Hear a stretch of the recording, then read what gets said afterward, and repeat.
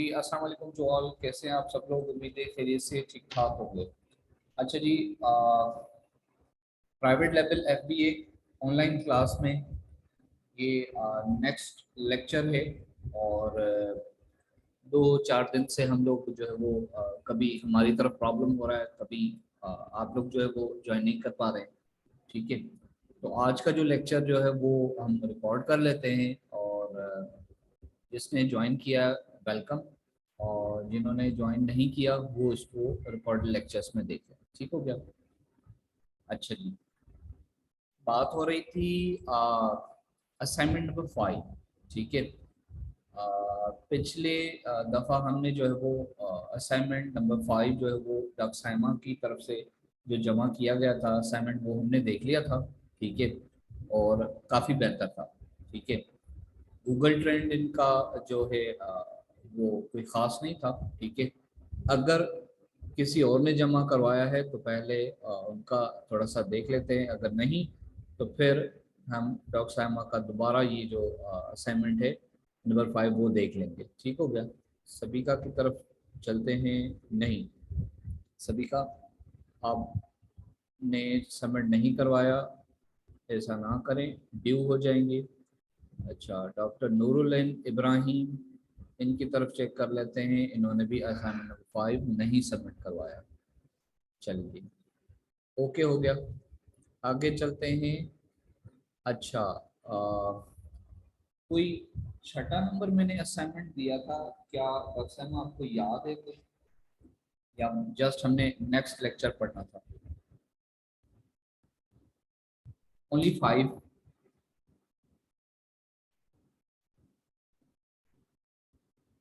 Fifth वाला मेरे ख्याल से सबमिट नहीं हुआ था सबका, तो मैंने जो वो कहा था कि आप ये सर सबमिट करवा लीजिएगा। सर नेक्स्ट लेक्चर हुआ ही नहीं था।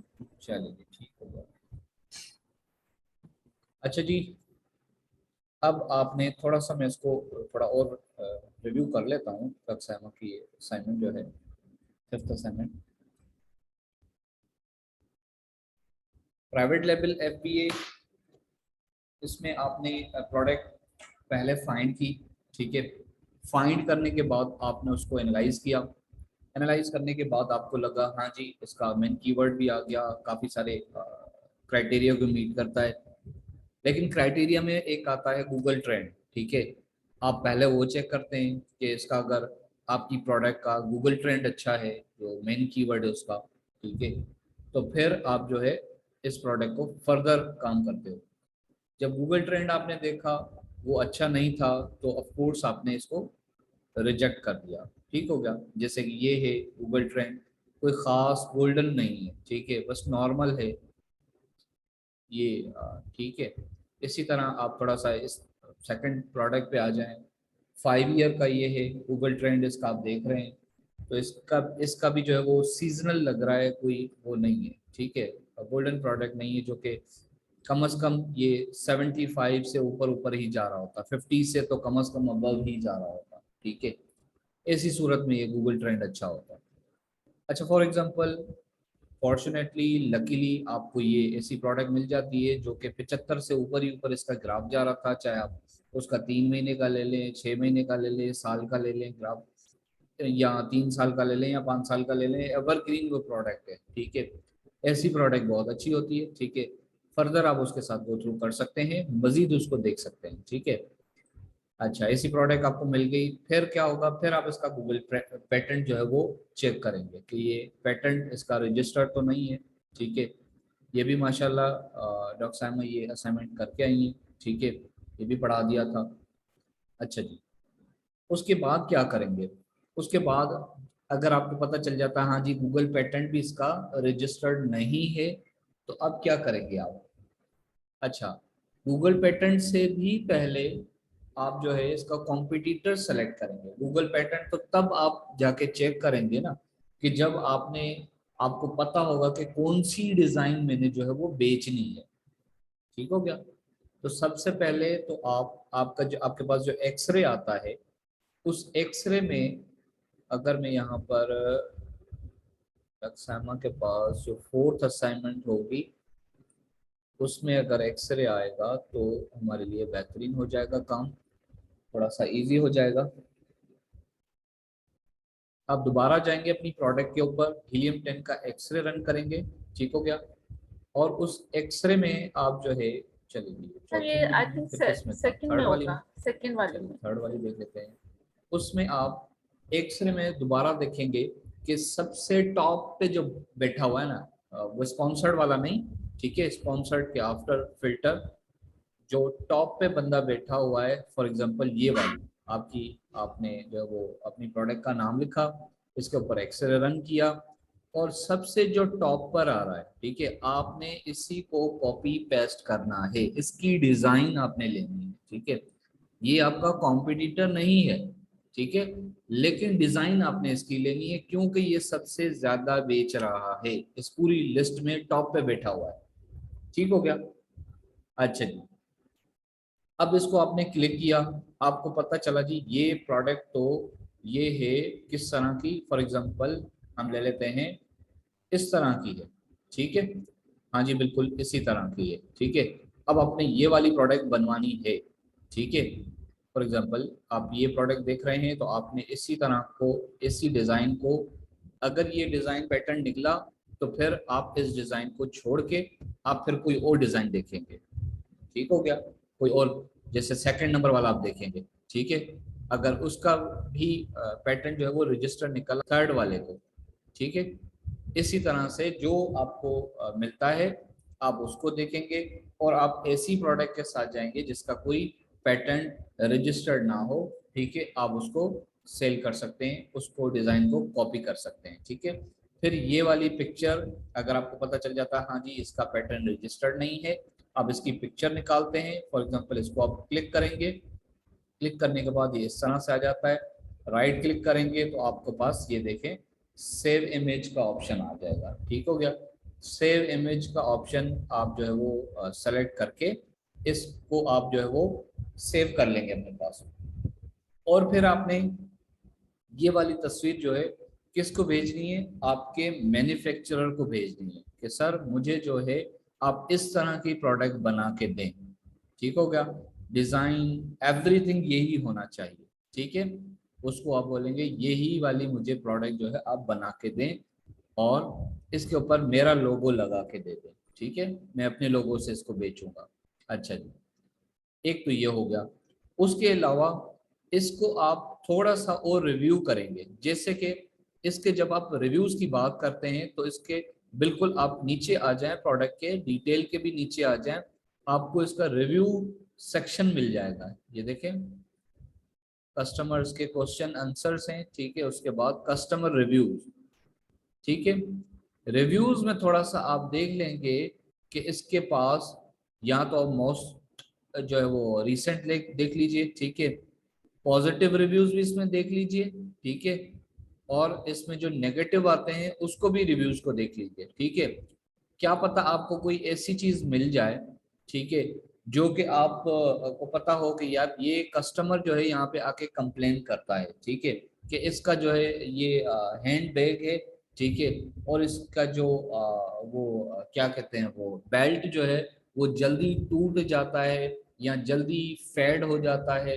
या उसका कलर उतर जाता है या व्हाट्सोएवर, इस तरह की आप ये देखें अगलों ने यहाँ पे जिन्होंने परचेज की है उन्होंने अपने रिव्यूज दिए हुए हैं इसके बारे में कि ये देखिए टूट जाती है आपकी ये चीज, ठीक है, ये देखिए वो कुछ ना कुछ आपको बता रहे होते हैं कि ये क्या तरीका है, इसको आप अच्छे से बनाएं, ये पूरे आप रीड करते हैं, ठीक है, और जो आपको नेगेटिव मिलता है रिव्यू उसको आप थोड़ा सा जज करेंगे कि ये नेगेटिव कितने लोगों ने सेम क्वेश्चन को रिपीट किया है, ऐसे नहीं कि आप एक ही को, ये देखिए आपको बता रहा है कि ये इससे भी छोटा है, पेन से भी छोटा है, मतलब ये और बड़ा चाह रहा है, तो आप उसको भी इम्प्लीमेंट कर सकते हैं कि जो कस्टमर की डिमांड है और जो सबसे ज्यादा डिमांड आ रही है कि सर आपकी प्रोडक्ट तो खरीद रहा है कोई, लेकिन उसको खरीदने वाले को आपकी प्रोडक्ट में कुछ और चाहिए, या वो वजन में ज्यादा चाह रहा है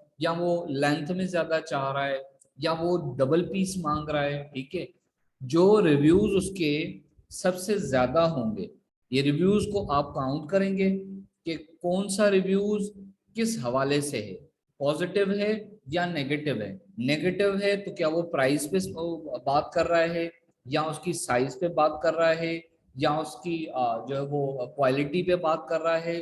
तो जिस पे ज्यादा रिव्यूज आए हुए होंगे, ठीक है, आप उसी को कॉपी करके उसी को जो है वो इसको आप लेके इसके स्क्रीनशॉट लेके अपने सप्लायर मैन्युफैक्चरर को देंगे कि सर मुझे प्रोडक्ट तो यही चाहिए, आप ये बना के दे दें। लेकिन देखें ये जो लिस्टिंग ऑलरेडी बिक रही है, इसके अंदर जो है वो नेगेटिव रिव्यूज कितने आ रहे हैं, ठीक है। तो मैं जब इसको बेचने जा रहा हूँ, ठीक है, तो आप इसको इस तरह का बना दीजिए जैसे मेरे व्यूअर चाह रहे हैं, ठीक है।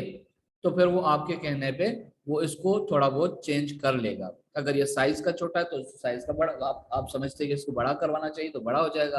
आप कहते हैं कि इसका वेट जो है वो ज्यादा हो जाए तो वो वेट बड़ा हो जाएगा। क्वालिटी पे कोई इशू आ रहा है तो क्वालिटी पे आप बताएंगे, ठीक है। अगर ये सारी चीजें नहीं आती हैं, लोग कहते हैं यहाँ पर रिव्यूज आपको ऐसे मिलते हैं कि सर चीज छोटी है, पैसे ज्यादा है, ठीक है, तो आप उसको फिर प्राइस पे बाद में उसको करेंगे कंपटीशन, ठीक है। तो ये रिव्यूज आप जरूर देखते हैं आपके ये जब आपने डिजाइन जिसका कॉपी करना होता है। ठीक हो गया। इसमें कोई क्वेश्चन है तो प्लीज अभी बता दीजिए ताकि फिर हम आगे चलें। No question?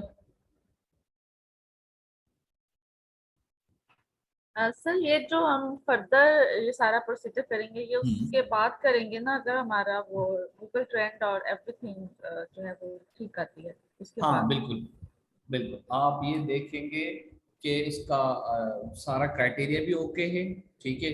आप ये देखेंगे इसका गूगल ट्रेंड भी अच्छा है, ठीक है। फिर आप ये देखेंगे कि इसका पैटर्न जो है वो रजिस्टर्ड नहीं है इस डिज़ाइन का। फिर ही आप प्रोसीजर करेंगे। ये प्रोसीजर इसलिए था क्योंकि आप मैन्युफैक्चरर से ये तस्वीरें भेजेंगे कि मुझे ये वाली प्रोडक्ट चाहिए और इसमें ये चेंजेस चाहिए इसके अंदर। अगर आपको नेगेटिव रिव्यू नहीं मिलते हैं तो फिर आप कोई भी रिव्यूज को नहीं भेजेंगे अपने मैन्युफैक्चरर को, बोलेंगे सेंड एज इट इज, मुझे इसी बना के दे दें। ठीक हो गया। अच्छा, फॉर एग्जांपल अगर इस डिजाइन का पैटर्न निकल आता है, ठीक है, पहली बात आपके पास दो ऑप्शन पहले ही अवेलेबल है। फर्स्ट वाला कौन सा? फर्स्ट वाला ऑप्शन ये कि अगर वो आप जा रहे हैं इसको बेचने यूके में, ठीक है, आपने देख लिया जी यूके में तो ये रजिस्टर्ड है पेटेंट, ठीक है। आप यूएसए में मालूम करेंगे, यूएसए में तो रजिस्टर्ड नहीं है, वो ऑफ कोर्स उसमें यूएसए में रजिस्टर्ड नहीं होगा, ठीक है। मतलब रियल टाइम में ऐसा होता है कि वो पूरे वर्ल्ड में वो करवा लेते हैं रजिस्टर्ड, ठीक है। लेकिन आ, बहुत ही कम ऐसा मिलता है कि वो हर जगह रजिस्टर्ड हो। ये कंट्री वाइज होता है। अगर यूके में उसका डिजाइन वो है, अवेलेबल है, तो आप यूएसए में ट्राई करें। अगर आप देखें यूएसए में नहीं है तो आप यूएसए में चले जाएं, ठीक है, उधर जाके बेचें। एक तो ये ऑप्शन है आपके पास। दूसरा ऑप्शन ये कि अगर इसी डिजाइन का पेटेंट अवेलेबल है, ठीक है, कोई बात नहीं, आप इसकी पूरी नीश को एनालाइज करें, ठीक है, और पूरी नीश में से मतलब टॉप 10 में आप जो भी बेच रहे हैं ये लोग, इन सब के रिव्यूज आके पढ़ें, ठीक है। जो नेगेटिव रिव्यूज आपको मिले, ठीक है, आपको लगता है जी तकरीबन कोई 1000 लोग ऐसे हैं जिनको प्राइस के साथ प्रॉब्लम है, आप एक नहीं दो बना के बेच दीजिए, ठीक है, मतलब 2 का पैक बना के बेच दीजिए, ठीक है। आप देख रहे हैं कि 1000 से ज्यादा लोग या मतलब मैक्सिमम ज्यादा लोग इस पे क्वालिटी पे इशू बना रहे हैं, अगर उनको अच्छी प्रोडक्ट मिलेगी तो वो खरीदेंगे, ठीक है। तो आप इस तरह से उसको क्वालिटी में चेंज करके कर सकते हैं। डिजाइन में अगर कोई चाह रहा है वो जैसे आपने देखा कि लेंथ में वो कह रहा है छोटी है, पेन से भी छोटी है, आप पेन से भी बड़ी बना के बेचें, ठीक है, वो तो डिजाइन नहीं होगा ना पैटर्न, फिर तो आप उसको बेच सकते हैं आराम से। ठीक हो गया। मैं समझता हूँ ये क्लियर हो गया होगा आपको। Any yes question? Sir. No. चलिए जी, अब आपने ये देख लिया कि हाँ जी मुझे डिजाइन ये हो गया। अब इसके अलावा क्या करेंगे आप? अब आप इसमें से अपना कॉम्पिटिटर सेलेक्ट करेंगे। कॉम्पिटिटर कैसे सेलेक्ट करेंगे? और क्यों सेलेक्ट करेंगे? क्योंकि देखें, जब तक आपका कॉम्पिटिटर नहीं होता ना, तो आप जीत नहीं सकते। मतलब कोई किसी के साथ कंपटीशन ही ना हो तो जीत किस चीज की? ठीक है, तो कॉम्पिटिटर होना जरूरी है। ठीक हो गया। अच्छा जी, कॉम्पिटिटर सेलेक्ट करने के लिए सबसे पहले तो आप रिव्यू काउंट पे आएंगे। अच्छा, उस दिन भी हमने ढूंढा था ये रिव्यू वाला जो है ना, वो कॉलम थोड़ा सा इधर उधर हुआ हुआ है। ठीक है। अच्छा, फॉर एग्जांपल आपको पता है ये यहाँ पे, अगर फॉर एग्जांपल ये रिव्यू का कॉलम है, ठीक है। रिव्यू के कॉलम में सबसे कम जिसके रिव्यूज होंगे, जिसके सबसे कम रिव्यूज होंगे, वो आपका कॉम्पिटिटर है। ठीक हो गया। अच्छा जी, आप देख रहे हैं कि सर इसके पास बहुत कम वो है अपना रिव्यूज है, लेकिन इसको तो अभी 6 महीने भी नहीं हुए। ठीक है, तो आप ऐसे कॉम्पिटिटर को छोड़ दीजिए, ये आपका कॉम्पिटिटर नहीं है फिर। ठीक है। वजह क्या है? क्योंकि ये बंदा सेल ही नहीं कर पा रहा है। ठीक है। आप 6 महीने से ज्यादा वाले को अपना कॉम्पिटिटर मानेंगे। ठीक है। और जो सेकंड जिसके पास ज्यादा है, मतलब कम से कम वाले से थोड़ा से ज्यादा, फॉर एग्जांपल आपने देखा यहाँ पे 100 141। ठीक है, एक ये वाला आप समझ रहे थे कि मेरा कॉम्पिटिटर है। अब आपको पता चला ये तो, इसको तो 6 महीने भी नहीं हुए। ठीक है। अब आप इससे थोड़ा सा ऊपर चले जाएं, अगर किसी के पास वैसे तो 200 से ही नीचे ही चाहिए आपको। ठीक है। किसी के पास 150 है या 160 है, ठीक है, या 195 है। ठीक है, तो अब आप आपका कॉम्पिटिटर बनेगा वो। ठीक हो गया। क्योंकि उस दिन भी मैंने ये बात समझाई थी कि आप जिसको कॉम्पिटिटर मानते हैं, ठीक है, फिर आपको उसकी स्ट्रेटजीज को फॉलो करना पड़ेगा। ठीक हो गया। आज वो, अगर फॉर एग्जांपल मई में इसके रिव्यू काउंट आ रहे हैं 200 से कम है, फॉर एग्जांपल 195 उसके रिव्यूज आ रहे हैं, आपकी जब प्रोडक्ट लॉन्च होती होगी उसमें कम से कम मिनिमम भी मैं समझता हूँ कि 6 महीने लग जाएंगे। अगर आज आप LTD LLC बनवाएंगे ना, तो 3 महीने तो आपको उसका वेट करना पड़ेगा, क्योंकि उससे पहले आपको ये चीज पॉसिबल ही नहीं है। आपका सेलर सेंटर बनना है, आपकी हर चीज बननी है। ठीक है। उसमें अप्रूवल में भी टाइम टाइम लगता है। ठीक है। वहाँ की गवर्नमेंट है वो, अपना उसका स्टेट है, हर स्टेट का अपना अपना वो तरीकेकार है। ठीक है। तो चाइना से आप रिसोर्स करेंगे, तो फिर चाइना में कम से कम भी आपको मिनिमम भी जो है वो 35 डेज, मैक्सिमम जो है वो कम से कम 45 डेज आपको लगते हैं, आपकी प्रोडक्ट चाइना से निकल के पोर्ट तक आती है UK या USA के। ठीक हो गया। तो तब तक ये बंदा जो 200 रिव्यूज लेके बैठा है, ये फिर 1200 पे चला जाता है। ठीक है। फिर आपको तैयार रहना होता है कि अगर इसके 1200 रिव्यूज हैं, ठीक है, तो फिर अब आपको आप जो है उसकी ब्लीडिंग कॉस्ट आपकी बढ़ जाएगी। ठीक है। आपको फॉर एग्जांपल ब्लीडिंग कॉस्ट में इस हवाले से कह रहा हूँ कि आपको फ्री में प्रोडक्ट बांटनी पड़ती हैं, ताकि आपको रिव्यूज मिल सके, सेल्स मिल सके, रिव्यूज मिल सके। ठीक है।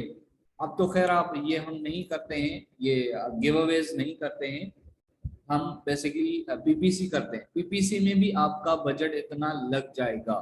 ठीक है। आपने कंपटीशन करना है, आपने रैंक पे बैठना है, ये PL का हिस्सा है। आपको PPC जब सिखाया जाएगा आपको पता चलेगा कि वाकई इसमें कितनी बजट मिलती है और वाकई ये रैंक हो जाता है। ठीक हो गया। अच्छा जी, तो कॉम्पिटिटर सेलेक्ट करने के लिए सबसे कम रिव्यूज, ठीक है, होने चाहिए आपके कॉम्पिटिटर के पास। अगर वो कॉम्पिटिटर 6 महीने से कम है, उसको उसकी एज कम है, यहाँ से आप देख लेंगे क्रिएशन डेट उसकी। ठीक है। फॉर एग्जांपल अगर इसकी बात करें तो इसकी क्रिएशन डेट देखें, यहाँ पर लिखा हुआ है 1 जनवरी, मतलब 18 जनवरी 2018 से बैठा हुआ है। ठीक है। तो ये ऐसा है तो फिर ठीक है। कितने साल हो गए? 18, 19, 20, 21, 22, 4 से 5 साल हुए हैं, लेकिन अभी तक इसके रिव्यूज कितने हैं? 141। ये बेस्ट आपका कॉम्पिटिटर रहेगा। ठीक है, डिजाइन आपको सेलेक्ट हो गई, अब ये आपका सेलेक्ट हो गया। अब आती है बात बजट की। बजट कैसे निकालेंगे इसमें, वो भी इसी एक्सेल शीट से आप निकालेंगे। कैसे निकालेंगे? अच्छा, वो कॉम्पिटिटर सेलेक्ट करते वक्त आपको कोई कंफ्यूजन तो नहीं है, कोई क्वेश्चन तो नहीं है?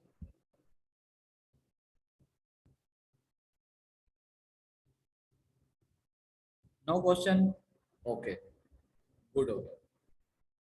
अच्छा जी, उसके अलावा अब आपकी बजट कैसे बनेगी? मिनिमम बजट तो आपकी इस तरह से ही बनेगी। फॉर एग्जांपल आप कह रहे हैं कि मेरा कॉम्पिटिटर जो है वो ये है, कितने रिव्यूज काउंट लेके बैठा हुआ है? खैर ये मुझे पता है कि ऊपर वेट लिखा हुआ है, मैं एक एग्जाम्पल की बात बता रहा हूँ, ठीक है, कि अभी हमारे पास है नहीं एक सोल्यूशन, इस वजह से।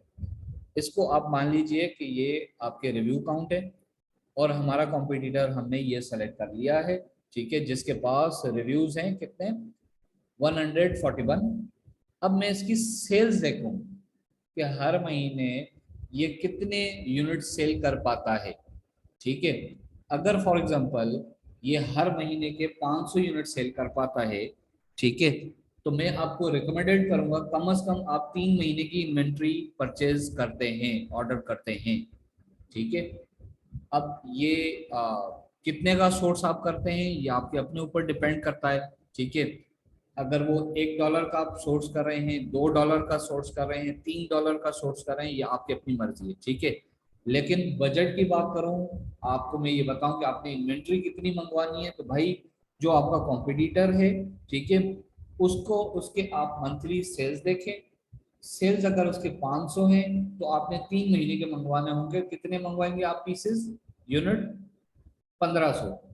ठीक हो गया। अब वो कितने के भी आए, ठीक है, वो आगे जाके नेक्स्ट जो हमारा लेक्चर होगा वो सोर्सिंग का ही है, ठीक है। अब बजट यहाँ से आपको पता चला कि कितनी इन्वेंट्री मंगवानी है, कोई कंफ्यूजन?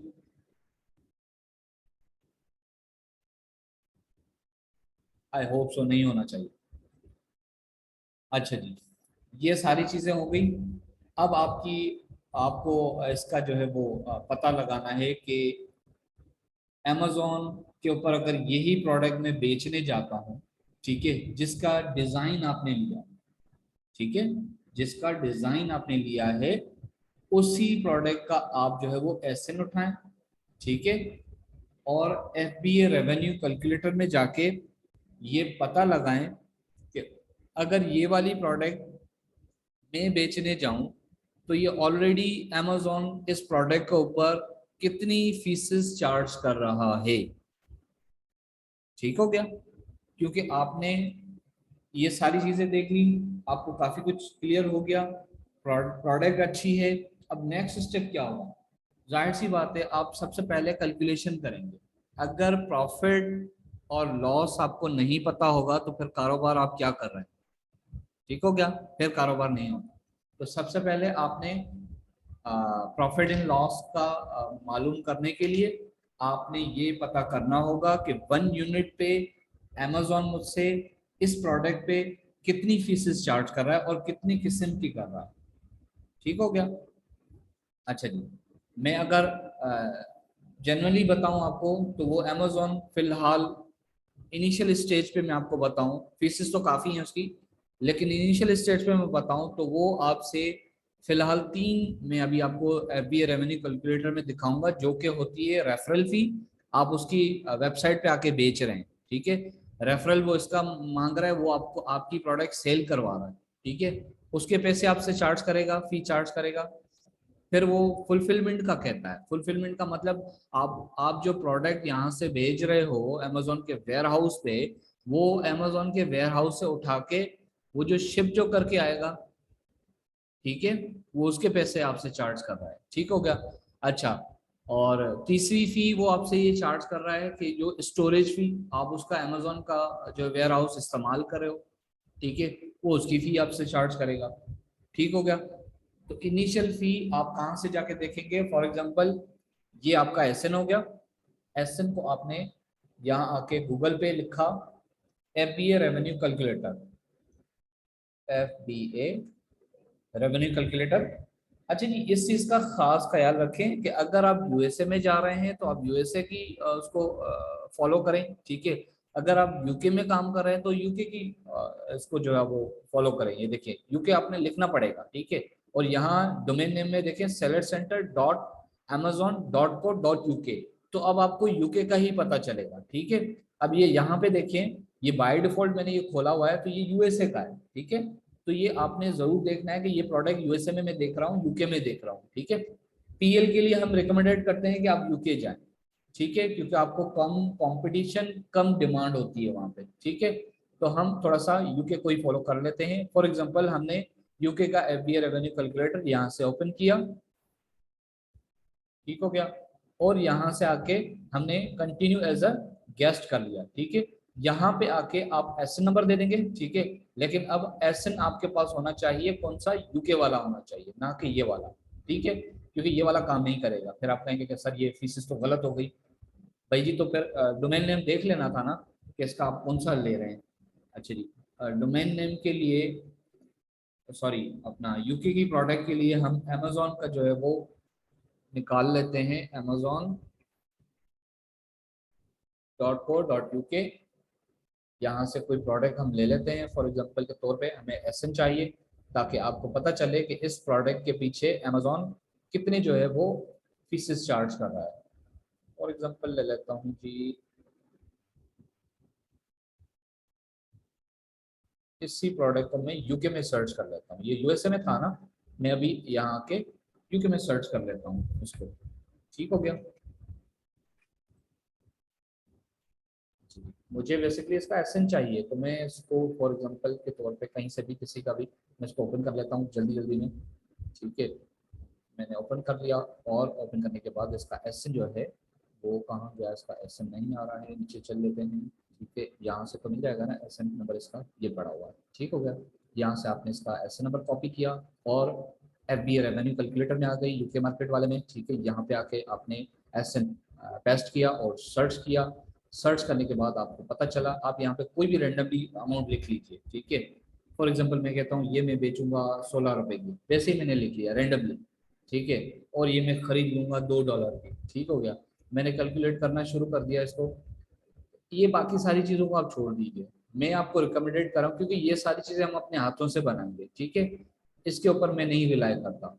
अच्छा, आपने जो देखना है वो ये सेलिंग फी देखनी है, ठीक है। ये पढ़ी लिखी हुई है सेलिंग फी, और ये सेलिंग फी कितनी इस प्रोडक्ट पे अगर आप बेचने जाएंगे तो ऑलरेडी जो बंदा बेच रहा है उसे कितनी ले रहा है, 2 पाउंड और 0.45 पेनी, ठीक हो गया यूके में।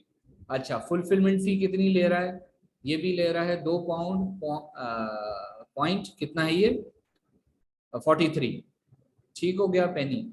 और स्टोरेज फी क्या ले रहा है ये प्रोडक्ट के ऊपर, 0.01 पेनी, ठीक हो गया। तो ये आपको 3 फीसेस यहाँ से मिली, ठीक हो गया। अच्छा जी, लिंक खत्म हो रहा है, मैं दूसरा आपको बना के दे रहा हूँ, फिर कंटिन्यू करते हैं, ठीक है।